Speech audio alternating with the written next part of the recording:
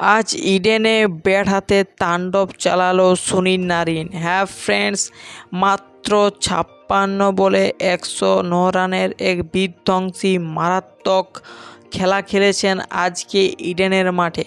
হ্যাঁ ফ্রেন্ডস, যেভাবে তার প্রদর্শন দেখা গেল আজকের ম্যাচে, তা দেখে আইপিএলের সমস্ত টিমগুলো ভয় পাচ্ছে।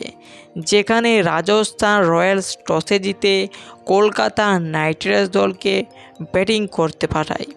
জবাবে ফিল সল্ট ও সুনীল নারিন ওপেনিং করতে আসেন, কিন্তু ফিল সল্ট জলদি আউট হয়ে যায়, যেখানে তিনি 13 বলে 10 রান করে আবেশ খানের বলে আউট হয়ে যায়। কিন্তু 3 নম্বরে ব্যাটিং করতে আসেন আঙ্কিশ রঘুবংশী, যেখানে তিনি 18 বলে 30 রানের এক বিধ্বংসী খেলা খেলেছেন। হ্যাঁ ফ্রেন্ডস, ও তার পাশাপাশি ক্যাপ্টেন শ্রেয়াস আয়ার 4 নম্বরে ব্যাটিং করতে আসে 7 বলে 11 রান বানিয়েছেন, এবং 5 নম্বরে ব্যাটিং করতে এসেছিল আন্দ্রে রাসেল। হ্যাঁ ফ্রেন্ডস, আন্দ্রে রাসেল আজকের ম্যাচটি তো সেরকম একটি প্রদর্শন করতে পারেননি। তার জন্য কেকেআর দল 20 ওভারে ব্যাটিং করে 223 রানের এক বিশাল স্কোর বানিয়ে ফেলল। হ্যাঁ ফ্রেন্ডস, কিন্তু এই 223 রানের বিশাল স্কোরটি বানাবার আগে সুনীল নারিনের সবথেকে বেশি হাত রয়েছে, যেখানে 56 বলে 109 রানের এক মারাত্মক খেলা খেলেছেন এই সুনীল নারিন। যেভাবে আজকে ব্যাটিং করেছে তা দেখে আইপিএলের সমস্ত টিমগুলো ভয় পাচ্ছে।